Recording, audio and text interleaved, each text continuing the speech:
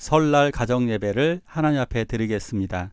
이 예배를 통하여 하나님께 영광 올려드리고 올 한 해를 복된 날로 만드시기를 원합니다. 사도신경으로 신앙 고백하십니다.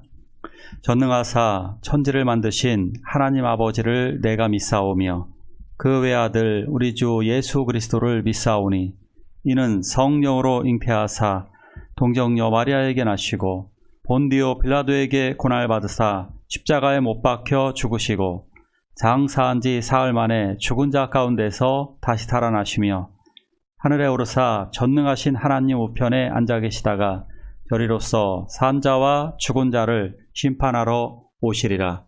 성령을 믿사오며 거룩한 공예와 성도가 서로 교통하는 것과 죄를 사하여 주시는 것과 몸이 다시 사는 것과 영원히 사는 것을 믿사옵나이다. 아멘.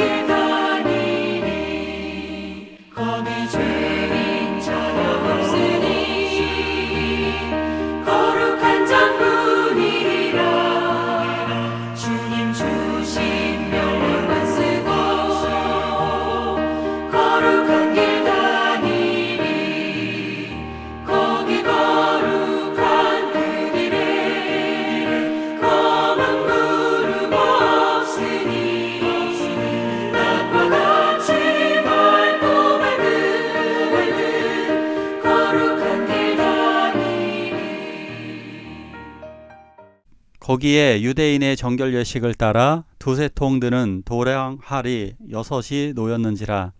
예수께서 그들에게 이르시되 항아리에 물을 채우라 하신즉 아기까지 채우니 이제는 떠서 연회장에게 갖다 주라 하시매 갖다 주었더니 연회장은 물로 된 포도주를 맛보고도 어디서 났는지 알지 못하되 물 떠온 하인들은 알더라. 연회장이 신랑을 불러 말하되 사람마다 먼저 좋은 포도주를 내고 취한 후에 낮은 것을 내거늘 그대는 지금까지 좋은 포도주를 두었도다 하니라. 예수께서 이 첫 표적을 갈릴리 가나에서 행하여 그의 영광을 나타내심에 제자들이 그를 믿으니라. 갈릴리 가나에서 혼인잔치가 있었습니다. 혼인잔치는 가장 기쁜 날입니다.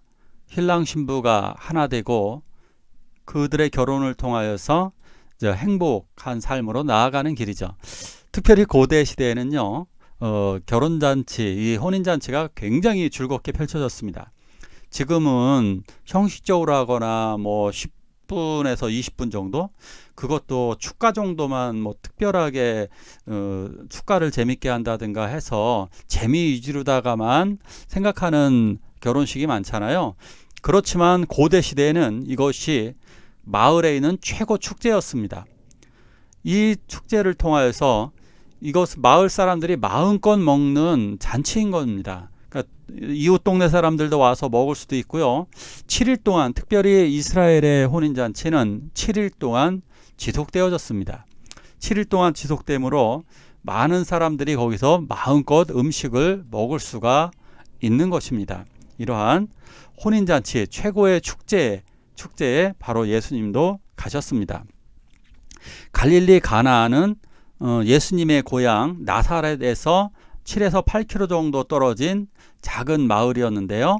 거기서 열린 결혼식에 어머니 마리아가 참석하셨습니다. 그리고 예수님께서도 그의 제자들과 함께 참석하셨습니다. 어머니 마리아는 아마도 그 혼주와 깊은 관계가 있었던 것 같습니다. 그래서 그런지 그분은 이것을 알아챕니다.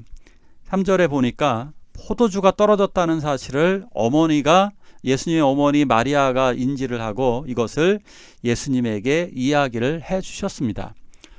포도주, 이게 우리가 보기에는 별로 대단해 보이지 않습니다. 지금은 음료수가 너무너무 많고 식혜도 있고 수정과도 있고 각종 음료수에 물에 술에 여러 가지가 있기 때문에 지금은 이것이 별로 중요하게 생각하지 않습니다.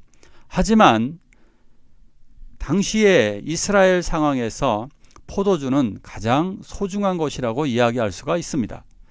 이스라엘 사람들은 물이 좋지 못합니다. 석회질이 물속에 포함되어 있었기 때문에 일반 물을 먹으면 좋지 않습니다. 그래서 그 물에다가 포도주를 어느 정도 희석해서 음료수식으로 먹기도 했습니다. 결혼식에 있어서 포도주는 사실상 유일한 포도주였고 유일한 음료였기 때문에 이 포도주가 없다면 결혼식을 망치는 겁니다.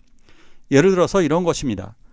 우리가 결혼식장에 갔는데 배가 고파서도 축하해주기 위해서 갔는데 그 결혼식장에 음식이 떨어졌다.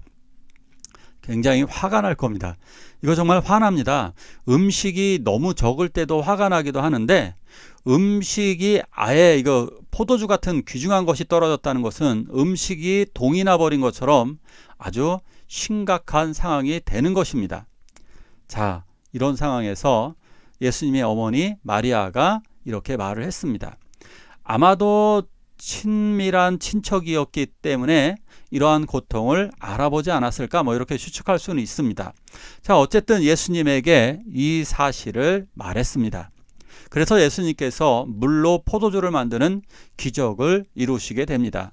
자, 그런데 문제는 이거죠. 천주교에서는 이것을 지나치게 과장을 해서 예수님에게 마리아가 이야기를 했기 때문에 해결해 주신 거 아니냐, 그래서 우리는 마리아에게 기도하자, 이런 식의 논리를 주장하는 겁니다. 아주 어리석인 거죠. 오히려 이렇게 해석을 해야 됩니다. 마리아도 예수님께 요청하지 않았느냐, 그러니 당신도 예수님께 직접 요청하라고. 우리들의 문제를 직접 우리가 예수님께 기도하면 됩니다. 다른 사람들이 고통스러운 이야기를, 주변 사람들에게 이야기를 들었다면 그들을 위해 대신 내가 주님께 기도하면 되는 것입니다. 자, 예수님께서는 이렇게 말씀하십니다. 하인들에게 명령을 내립니다. 항아리에 물을 가득 채우라고 명령하였습니다. 그런데 이 항아리는 술 항아리가 아닙니다. 이 항아리는, 여러분들이 그림에서 보시는 이 항아리는 술 항아리가 아니라 음식을 먹기 전에, 이 행사가 있기 전에 손을 씻을 때 사용하는 것입니다. 이 통은 결국은 오늘날로 치면 그냥 우리가 보기엔 세숫대야의 물, 이렇게 보시면 됩니다. 세숫대야에 물을 받아놓은 것과 같은 상황입니다. 이것은 식수로 사용하기에 부족한 것입니다. 더군다나 이 항아리 숫자를 보니까 6통이었습니다. 합치면 대략 600리터 정도가 넘습니다. 이거를 포도주로 환산을 해보면 못돼도 정확하게 한 800병은 넘어갑니다. 엄청나게 많은 양입니다. 포도주 통이 있었을 텐데 왜 포도주 통에 만들지 않았을까요? 포도주 통은 이 정도로 크지 않습니다. 이 정도로 많지는 않습니다. 자, 그러면 여기 통 6군데 가득 채웠다라고 하는 것은 이것은 굉장히 많은 양을 이야기하는 겁니다. 600리터가 넘는, 즉 포도주 800병이 넘는다라고 그런다면 엄청나게 많은 양의 포도주를 예수님이 만드셨던 것입니다. 이 물을 변화시켜서 포도주로 만들어 놓으셨습니다. 왜 그랬을까요? 결혼식은 이미 어쩌면 중반을 지나갔을 겁니다. 7일 동안 이어지면 적어도 3일에서 4일은 지났을 것입니다. 그런데 왜 이렇게 많이 만드실까요? 이거 굉장히 많이 남아서 어쩌면 누군가에게 줘야 됐을지도 모릅니다. 이것의 의도는 바로 이것입니다. 하나님 나라의 풍성함을 보여주려는 것입니다. 누구든지 소문을 듣고 더 오라는 것입니다. 이 혼인잔치에 풍성하게 포도주를 마음껏 음식과 함께 먹어도 좋다라고 하는 것을 상징적으로 보여주는 것입니다. 하나님의 나라에는 부족함이 없습니다. 하나님의 나라에서는 넘칩니다. 넘치도록 많은 축복이 임합니다. 하나님의 나라는 자리가 부족하지 않습니다. 하나님의 나라에 음식이 부족할 리는 없습니다.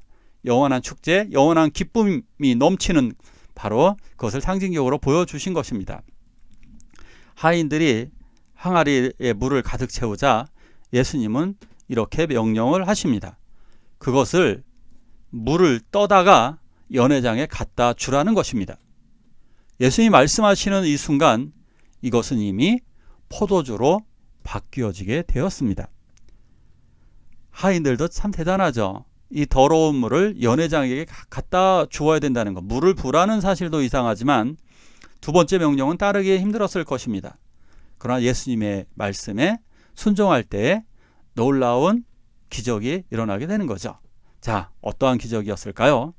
연회장이 이것을 마시더니 정말 놀라워합니다. 그러면서 이렇게 신랑을 오라고 부릅니다. 연회장은 누구냐면 집안 어른 같은 분입니다. 그 당시에 지금으로 치면 결혼식을 할 때 결혼식의 중요한 분들 중에 하나가 주례하시는 주례 선생님입니다. 주례자가 굉장히 중요한 거죠. 그러니까 이 예식에 총괄하는, 이 결혼 예식을 총괄하는 분을 연회장이라고 얘기합니다. 이 연회장이 신랑을 불러갖고 이렇게 이야기합니다. 사람마다, 모든 사람들은 결혼식을 할 때 먼저 좋은 포도주를 먼저 사람들에게 공급을 한다. 왜 그러느냐 하면 먼저 그 포도주를 먹고 취하고 나면 좀 안 좋은 포도주를 주어도 사람들은 그것을 가지고 만족한다는 것입니다. 그런데 어떻게 해서 후반에 갈수록 이렇게 더 좋은 포도주가 있었느냐고 굉장히 감탄을 하게 됩니다. 정말 이게 놀라운 거죠. 이렇게 아주 더러운 물, 허드렛 물이라고 볼 수 있는 이런 물을 가장 좋은 최고급 포도주로다가 바꾸어 주셨다는 사실입니다. 이것을 통해 또 무엇을 보여주실까요? 이것은 식수에 쓰기에 부족한 물이라 할지라도 예수님의 명령, 예수님의 손안에 들면 변화되어질 수 있음을 보여주는 놀라운 사건입니다. 우리들의 몸은 더럽습니다. 언젠간 썩게 될 것입니다. 냄새가 납니다. 그러나 우리들 같은 몸이라 할지라도 새로운 부활의 육체를 입게 될 것이고 물이 포도주로 변하듯이 우리는 이렇게 놀라운 변화가 일어나게 될 것입니다. 자, 같이 볼까요? 연회장은 물로 된 포도주를 맛보고도 어디서 났는지 알지 못하되 물 떠온 하인들은 알더라. 네, 연회장은 이것을 말해도 믿지 못했을 것입니다. 그러나 하인들은 이 신비한 것을 알고 있습니다. 이 하인들은 더러운 물, 손 씻을 물을 떠다 직접 항아리에 부었고 그것을 떠다 준 사람들입니다. 그러기에 예수님을 통해서 이러한 놀라운 기적이 일어났다는 사실을 그들은 알고 있습니다. 예수를 먼저 믿는 분들은 이런 신비한 기적을 알고 있는 분들입니다. 우리들은 알고 있습니다. 그래서 이것을 다른 사람들에게 전하는 것입니다. 이 기적을 알고 있었던 사람은 아마도 마리아, 그리고 하인들, 그리고 예수님의 제자들은 이 사건을 알고 있었을 것입니다. 당연하죠. 요한은 이것을 기록했기 때문에 예수님의 제자였던 요한은 이 사실을 요한복음 2장에 이렇게 기록한 것입니다. 그러면서 이것을 첫 표적이라고 말씀하고 있습니다. 첫 표적. 이게 진짜 첫 번째 기적인지 예수님이 일으킨 첫 번째 기적인지는 정확하게 알 수는 없습니다. 왜냐하면 마태나 마가, 누가는 이 사건을 첫 번째 사건으로 기록하지 않았습니다. 자, 그런데 요한은 여기서 중요한 사실을 이야기하고 있습니다. 히브리어에서 헬라어에서 이 시작이라고 하는 단어는 아르케라고 해서 시작이라고 하는 의미가 있습니다. 그러니까 첫 번째 기적은 첫 번째 시작이다, 이렇게 말씀드릴 수가 있는 겁니다. 그러니까 이것이 바로 예수 그리스도의 사역의 시작이다, 이렇게 말씀드릴 수 있는 거죠. 왜 이것을 첫 번째로 배치했느냐?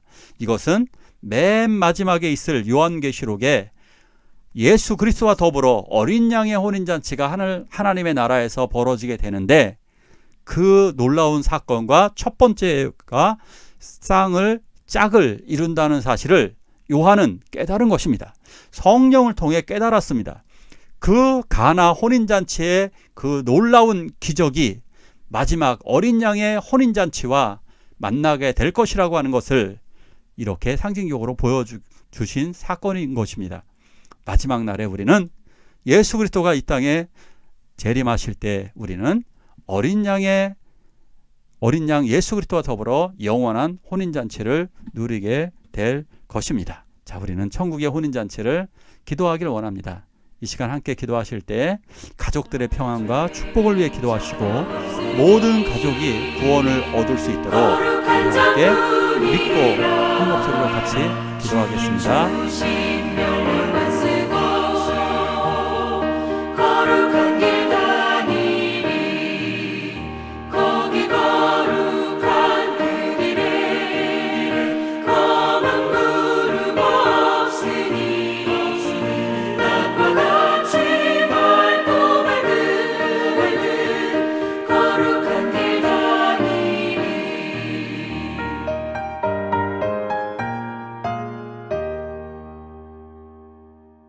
주기도문으로 예배를 마치도록 하겠습니다.